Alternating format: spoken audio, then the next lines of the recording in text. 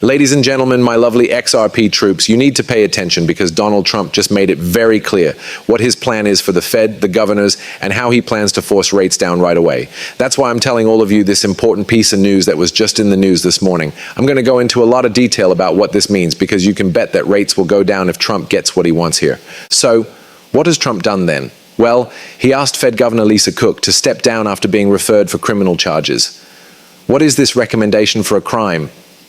Well, Lisa Cook lied on her mortgage papers to get a better mortgage rate, according to President Trump's staff. We can basically say that this means that if she doesn't quit, the Trump team is likely to keep looking into her and possibly charge her with a crime. So if this is true, and she did lie on her mortgage papers to get a better rate, I'm sure the Trump team has already told her to quit, and we won't look into this any further. After that, Trump will probably try to get someone else in there who wants to lower interest rates. Because Lisa Cook seems like the kind of person who can't be bought. They need to find out why she's doing, what her real intentions are, and if they have any dirt on her. It looks like they have.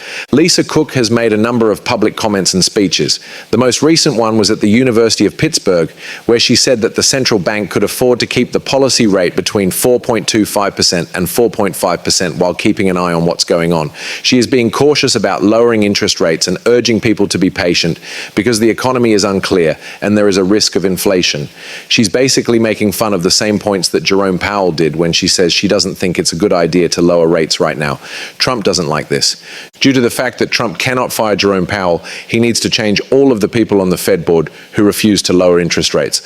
Since 6 of the 8 governors must agree to lower interest rates for the change to happen, they will. So guys, this is the last piece of the puzzle. If Lisa Cook quits after this and Trump chooses someone else who wants to cut rates, rates will be cut. This is the last piece of the puzzle after all. In other words, 5 out of 8 people will want to lower rates at that point. Since Trump is currently choosing a new one, there will now be 4, then there will be 5 if Lisa Cook quits and is replaced. Right now is a very important time, and I shouldn't have to tell you, but when interest rates go down, more money flows into the markets. This makes more people invest in XRP, Bitcoin, and Ethereum as a way to protect themselves from inflation. We can follow all of the past trends and the 90% price connection.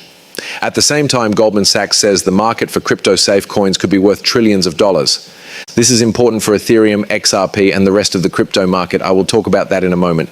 But before I do that, I want to say why I think this number is too low. I know it's crazy of me to say that a reasonable estimate for stablecoins is in the trillions of dollars. I'm going to take the stablecoin model apart for all of you. Explain why this is good for the US government, all the big banks and other financial institutions, and the people who are making the tokens. Also, explain why safe coins are a much better idea than the US dollar. Okay, so just in case you didn't know, safe coins are backed by trust funds, right? They basically keep a safe coin like USDT, USDC, USD1, or any other coin you can think of. They take someone's money whenever they want to give them their safe coin. They buy US bonds and then give the safe coin to the person. They are backed by US government bonds. In case you didn't know, US bonds have a yield, which means that buying them will pay off.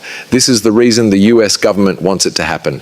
There is more demand for their bonds, more buying of US debt, and more cash for the US government to use. And this is what they really want. This is also good for the issuer like Goldman Sachs, JP Morgan, or BlackRock, who could make their own safe coin and make money from it.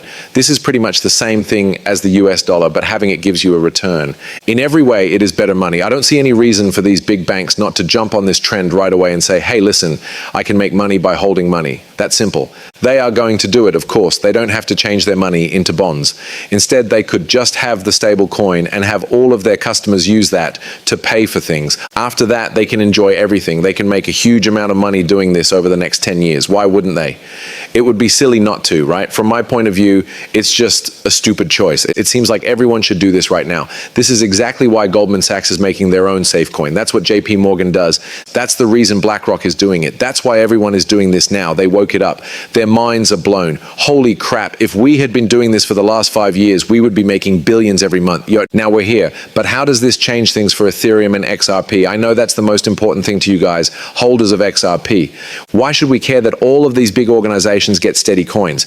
Grok says that if we do see stable coins being used by a lot of people for trillions of dollars, it will have a big effect on the prices of Ethereum and XRP because they both make the platforms that stable coin trades happen on.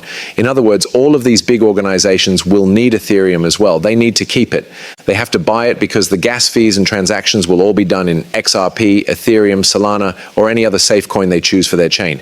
They will need the layer 1 coin. If you think the stablecoin market will grow to trillions of dollars, Grok thinks that Ethereum could go up between $10,000 and $15,000 per coin just because of that news, and that makes sense to me. In addition, Grok says that this news alone could cause XRP to go anywhere from $15 to $4.88 per coin. Just to be clear, this has nothing to do with XRP ETFS. You know, this has nothing to do with any big changes that the Ripple team is making to Swift or cross-border payments or anything like that. These are just stable coins. Okay? Now, because of this, you have to believe that these huge multi-trillion-dollar companies are putting all of their money into stable coins and betting on this plan. Of course, I meant to say that's why you guys are going to make a lot of money. The amount of money they can make from this is going to be crazy. Yes, of course. They will do this, of course.